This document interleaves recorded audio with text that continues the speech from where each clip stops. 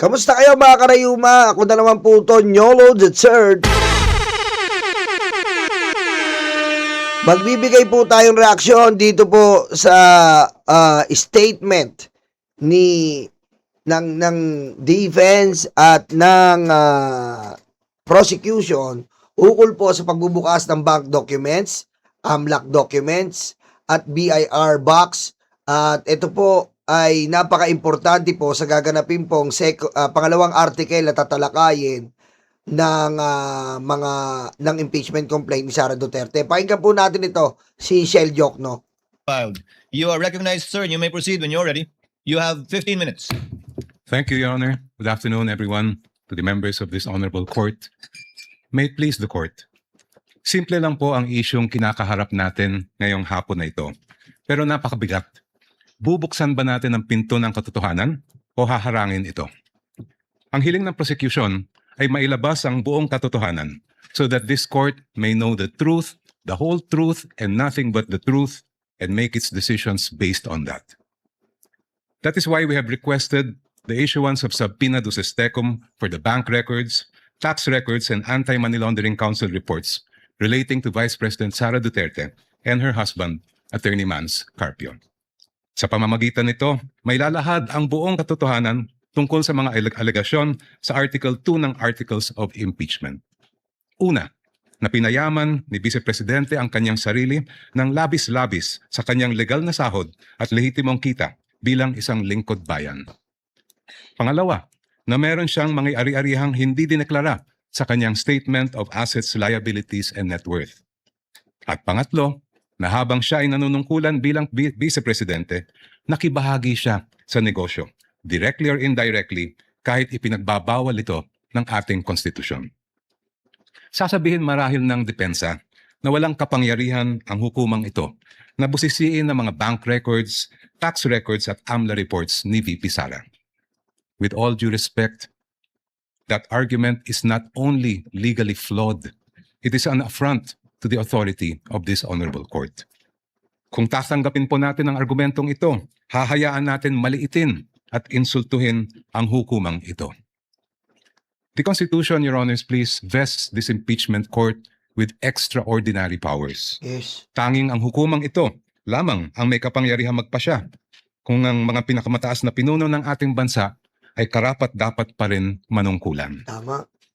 Because this power comes directly from the Constitution, no one, no person, no law, no administrative rule can limit or supersede it. I repeat, nothing and no one can handcuff this court's power to try and decide this impeachment case.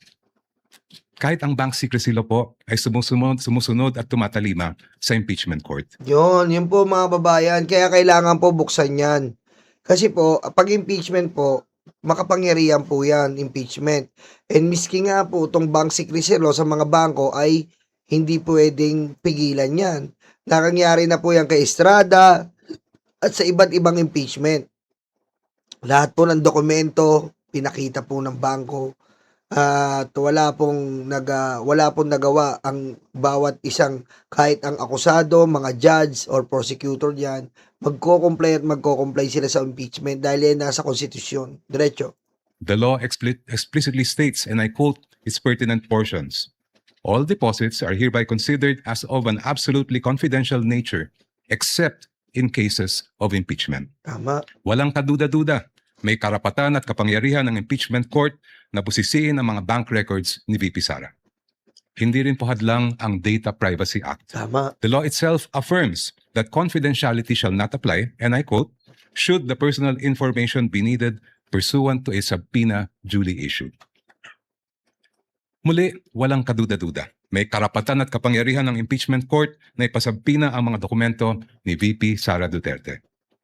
Pero sabi po ng kampo ni Vice President, irrelevant daw ang mga bank records, AMLAC reports at BIR records. Lalo na daw yung mga transaksyon na nangyari bago siya umupo bilang pangalawang pangulo dahil wala raw itong kinalaman sa kasong ito. The prosecution respectfully but vehemently disagrees.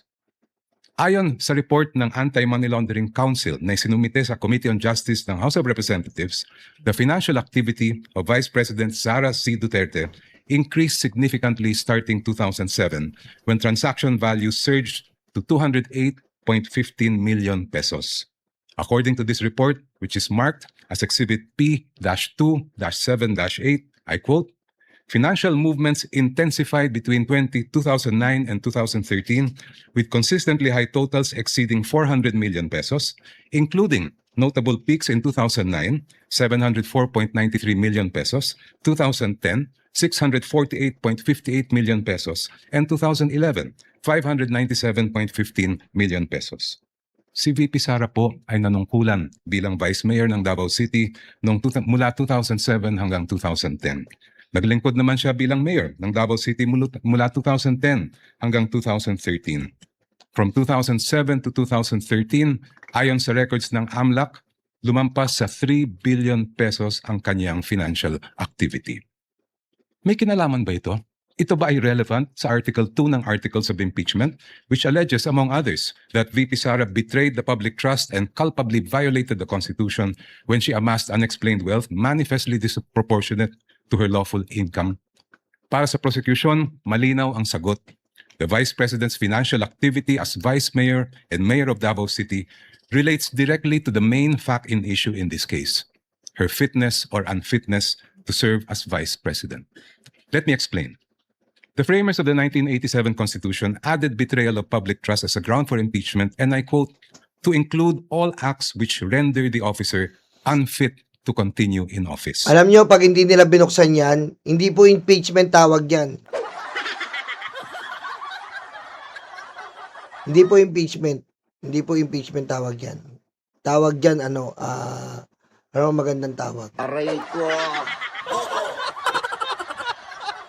Ang tawag dyan,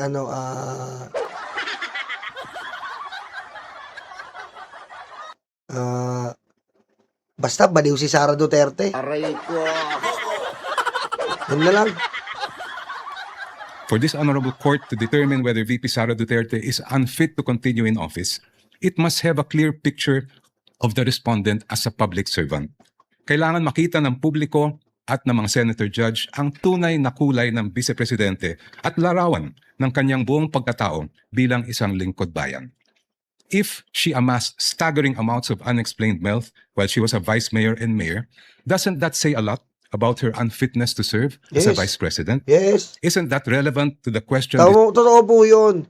Hindi pwede yung sinasabi ng mga depensa na kung kailan lang siya impeachable, doon lang kukunin yung mga at mga records. Hindi po. 'Di ba? Kailangan po i-check po yung utterances. Utterances na tayo. Aray ko! I mean, i-check po yung history. Yung history po mga kababayan, kung noon ba nung vice mayor, mayor siya, ay hindi niya ginagawa yung mga bagay na malalaki ang pera pumapasok sa account niya. 'Di ba? Para ma-detect po. Ngayon kung vice president lang yung kukunin, para malalaman po. 'Di ba? Pag magtatrabaho ka nga, ititignan kung may work experience ka eh. Aray ko! 'Di ba? Malay mo, work talaga ni Sara mag-money laundering, 'di ba? Yeah, importante 'yan. Aray ko! This court must resolve at the end of this trial of whether or not the vice president betrayed the trust given to her by the people. From what I have gathered and read, Your Honors, please, this is not the first time this court has been confronted with this issue. Yes. Sa impeachment ni dating Chief Justice Renato Corona, tinanggap ng hukumang ito ang mga ebidensyang nakalap bago pa man siya naupo bilang punong hukom. I believe it was then Senator Judge, now presiding officer Francis Escudero, who raised the question, will the impeachment court consider only Corona's acts as Chief Justice? This after observing that some exhibits predated his appointment. Ayan po, medyo alanganin yung depensa dito kasi may precedence na po eh. May precedence. Meron ng pinaghuhugutan ang impeachment prosecutor. Corona case, different case ng case, na ginamit na ang subpoena na yan para sa mga bank records o yung bank secrecy. May pinaghuhugutan na, may precedence na. Precedence, wow. Aray ko! As Chief Justice. This matter was taken up in caucus, after which this court decided to allow such evidence. Yes. When Philippine Savings Bank President Pascual Garcia III testified before this court in the same Corona trial, he refused to answer the question of then Senator Judge Franklin Drilon on the starting balance of Corona's 2 peso-denominated accounts. But, if I'm not mistaken, it was Senator Judge Alan Peter Cayetano who said that records of initial deposits are among the quote-unquote opening documents that should have been brought to the impeachment court. After reading the subpoena, presiding officer Senator Juan Ponce Enrile held that Senator Judge Cayetano's observation was correct. During the same hearing, the presiding officer ordered the issuance of subpoena to PS Bank Katipunan branch manager Annabel Chongson to bring all the bank records of the Chief Justice. A few days later, the impeachment court denied the defense's motion to quash the subpoena for the peso bank accounts of CJ Corona. The presiding officer explained that the purpose of the subpoena is to find out if Corona has not included the deposits in his salin. This court also denied the defense's motion to suppress evidence on Corona's bank accounts. Oh, yun po, pinagit niya po yung mga tawag dito, record straight from the records of the impeachment court na mga dating nangyari. So, ayan po, mahirap nilang hihindian to. Dahil kapag hinindian nila ito, magiging katawa-tawa po, katawa-tawa ang gagawin ng mga Duterte Black dito. Aray ko. Sa huli, binusisi ng hukumang ito ang bank records ni Chief Justice Corona mula sa kanyang unang balanse bago pa man siya naging punong mahistrado. The panel of prosecutors respectfully submits that the subpoenas for the production of the bank records, AMLA documents, and BIR documents of the Vice President and her husband are proper and should be issued by this honorable court. Now allow me, Your Honors, to return to my first point. There is a deeper reason why this court must resist the attempts of the respondent to exclude evidence that is obviously relevant. It has to do with curtailing the power of this court. The Constitution gives this honorable court, and I quote, the sole power to try and decide impeachment cases. Kayo lang po, Your Honors, ang may kapangyarihang magpasya kung ano ang impeachable offense at kung anong ebidensya ang maaaring tanggapin para patunayan ito. Kinilala ito mismo ng Korte Suprema. In the case of Francisco versus House of Representatives, the Supreme Court declared, and I quote, a determination of what constitutes an impeachable offense is a purely political question which the Constitution has left to the sound discretion of the legislature. Such an intent is clear from the deliberations of the Constitutional Commission. Inulit pa ito ng Supreme Court sa kasong Gutierrez versus House of Representatives, where the Supreme Court declared, and I quote, Francisco instructs that this issue would require the court to make a determination of what constitutes an impeachable offense. Such a determination is purely a political question which this Constitution has left to the sound discretion of the legislature. Clearly, the issue calls upon this court to decide a non-justiciable political question which is beyond the scope of its judicial power. Since this impeachment court has the sole power to determine what constitutes an impeachable offense, no one, not the Supreme Court, much less the defense, can impose limitations on that power. No one can dictate to this court how to exercise the exclusive power to decide what constitutes an impeachable offense. In closing, Your Honors, I go back to the most fundamental provision in our Constitution on the accountability of public officers, Article 11, Section 1, which provides, and I quote, public office is a public trust. Public officers and employees must at all times be accountable to the people. Ibig sabihin po, sa proseso ng impeachment, ang pananagutan sa taong bayan ang pinakamahalaga sa lahat.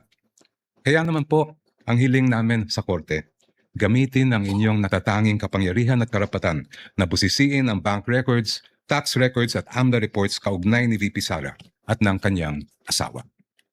Sa ganitong paraan, Your Honors, madedesisyonan ninyo ang kaso base sa buong katotohanan. Tama. The truth, the whole truth, and nothing but the truth para sa interes at kapakanan ng sambayanang Pilipino. Tama. Before I close, if Your Honors, please, if I have whatever time I have left, may I request that it be credited to my rebuttal. Maraming salamat po. O, ayan po ayan po si Shell Joke, no? Nako, pag nagalit yan, kakagating kayo niyan. Aray ko. Diba? Pag nagalit yan, kakagating kayo niyan. Kaya wag niyo po loloko-lokoy.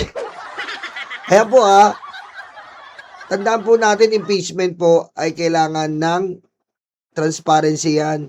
Nilalabanan nga ng impeachment is transparency. accountability. Tapos hindi nyo papakita, papayagan yung record.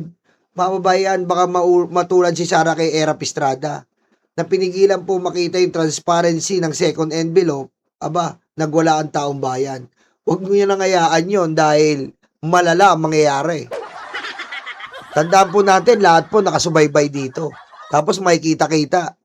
Pipigilan nyo yung pagbukas ng mga record si Sara. Aba, yari kayo dyan. Aray ko. Ayan na naman po mga karayuma. Ako po si Nyolo. Huwag niyo pong kalimutan mag-like, mag-subscribe. Malapit na po tayong bumalik dito pero nagla-live po tayo sa Pekador. Okay? Mahal na mahal ko kayo mga karayuma. Shoutout BMB fam. Bye-bye!